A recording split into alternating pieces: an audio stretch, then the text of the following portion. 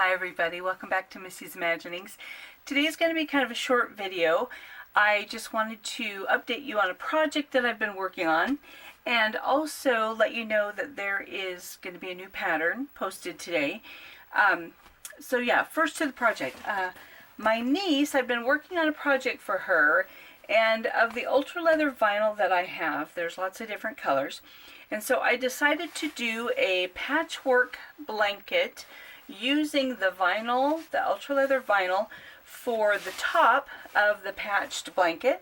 So I have that as the front, and then I have a fleece throw blanket for the back. So just in sharing ideas and whatnot, if you're doing a quilt, especially if it's a smaller one, I guess there are some big ones too, I've found that if you want to do fleece, and I'll get into the reason in a minute, a lot of times you can get the little fleece throw blankets for a lot less expense than buying fleece yardage, especially during the holidays, because those little blanket throws, they go on sale everywhere.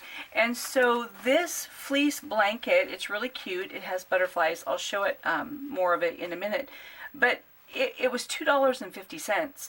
To get this much yardage of fleece, like at Joann, it's going to be a lot more expensive, because just 1 yard is going to be a minimum of probably $5, and you're going to need 2, if not more, yards. So you're looking at a minimum of $10, where the little fleece throws will go on sale. Like I say, this was $2.50. So just for an idea, when you're sewing projects, if you kind of think outside the box of your sewing projects and not always thinking of buying yardage, but think of these little blankets. They're pre-made, they're already cut, they have the dimensions printed on the label, so you can pick whatever size you want to spend. And yes, some of them are a little more, but I've even seen larger ones on sale for $8, which is still less than buying yardage. So that's what I use to do the back.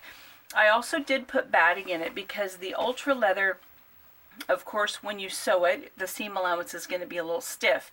And I did one before as a practice, and it only had the fleecing on the back, but you could feel the seam allowance through it. So this one I actually put batting in, so it's a lot more comfortable. It's a lot more puffy. You don't feel those seam allowances as well. Also, when I put this together, all the seams, when I top stitched all the seam allowances, I laid them open flat to either side. In a lot of the projects I do for work, we actually fold both the seam allowances one direction. But on a blanket, I did not do that. The reason being, when I'm making a blanket, because this is ultra leather, it's a vinyl, it doesn't breathe. And so in making a blanket like this and opening those seams, you can pull, and like if you pull it a little bit and hold it up to the light, you're going to see light through it between those stitches. So it does allow for a small amount of venting of air, so it's not so stuffy and airtight, which makes it a safer product, because air can move through there more freely, rather than if you fold the seam allowance all the same direction, you're going to make it airtight, which if that's what you're going for, then that's good. But on a blanket, I didn't want it totally airtight. So it's a nice warm covering blanket. It's got fleece on it. The other reason I chose to back it with fleece as opposed to cotton is that cotton will shrink. And then you're going to have a puckered cotton on one side with a vinyl that doesn't shrink on the other. So by using the polyester fleece, then you're not going to have that shrinkage that will affect the way that your blanket is sewn. So I will go ahead and move the camera and show you the blanket all unfolded so you can see the whole thing. I'm so pleased with how it turned out, and I'll go ahead and show you what I've been working on. But before I do that, just so you know, the new pattern is a result of one of your suggestions. There was a really cool suggestion on making it into a wedding gown. So what I did is I took the pattern from the little black dress in the previous video and I lengthened it. I added a train, like a detachable train that you can apply snaps so that it will snap on and off the back. I also made a veil, but it will be kind of that same pattern as the little black dress, but it will be longer and have a little bit more added to it. So that pattern is finished and I'm going to be posting that when I post this video. So just to check in with you, I'm not doing a lot of sewing right now because we're getting ready to enjoy some family time on a vacation, which is going to be so nice. I'm so happy.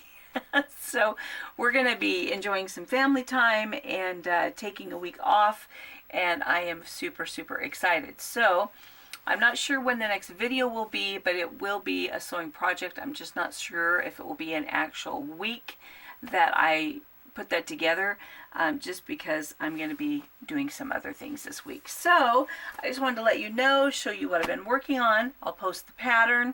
Now we'll flip up the camera and let you see this, and then I will pop in and say see you later.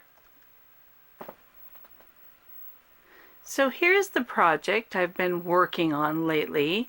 It is a blanket made with the ultra leather vinyl, so it's a faux leather. So I'll come down here, kind of get a little bit more of a sheen look to it. So this is how it's sewn. I have all these squares sewn together and then top stitched with a light beige color. And then I use the double needle. Then when I actually put in the banding, I had a beige thread in one needle and black in the other needle, so that the black would be all camouflaged and would not have any color contrasting on that part. So it's sewn with two colors, and it's kind of in a spectrum order. So it starts with the browns, then goes to reds, oranges, yellows, green, blue, purple, and then some pinks, and then some grays.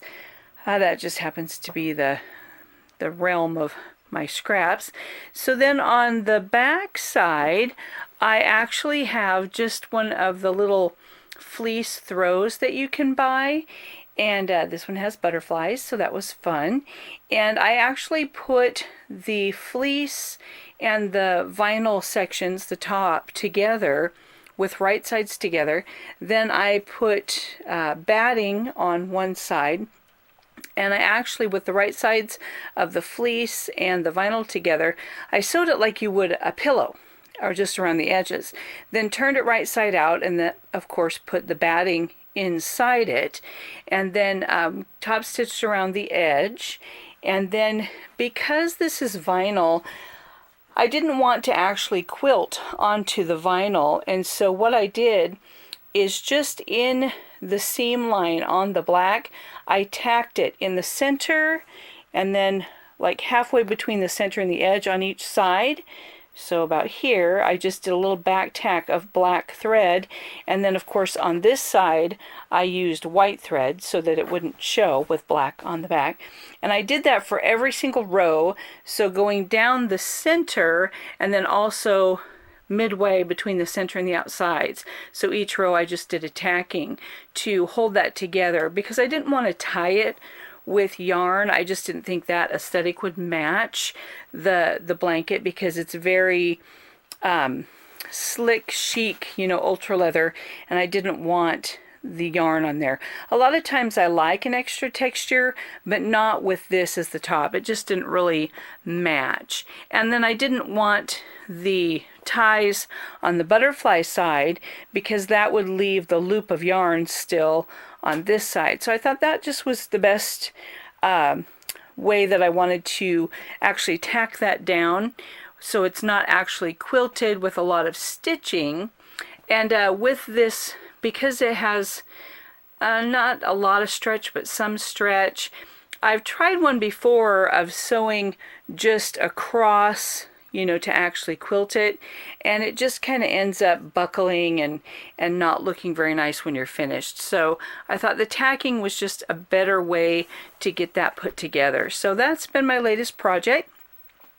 So I didn't, I did a lot of this on the machines at work during breaks and like after work and such. So I couldn't really take the camera, but now that it's done, I thought it'd be fun to show you what I was working on. So that's the fun project that I've been working on and got finished to give to my niece today when we see her. And so anyway, that's what I've been doing. I'll switch up the camera and then we'll kind of wrap this one up. Thanks. So that was my project, and I hope you enjoyed that. I hope you have fun sewing the new pattern that will be posted today. I think during my time off, I am going to work at taking apart the 2 pillows that I got. I have a green one somewhere down there too. And making some fun wigs, getting them ready for a doll show and for eBay sale. So I think for quick, fun projects that are easily portable in case we're doing something I can grab and go. I'm going to be working on some other patterns and some new wigs, so that's what I'll be doing this week. So until next time, happy sewing and happy creating. Bye.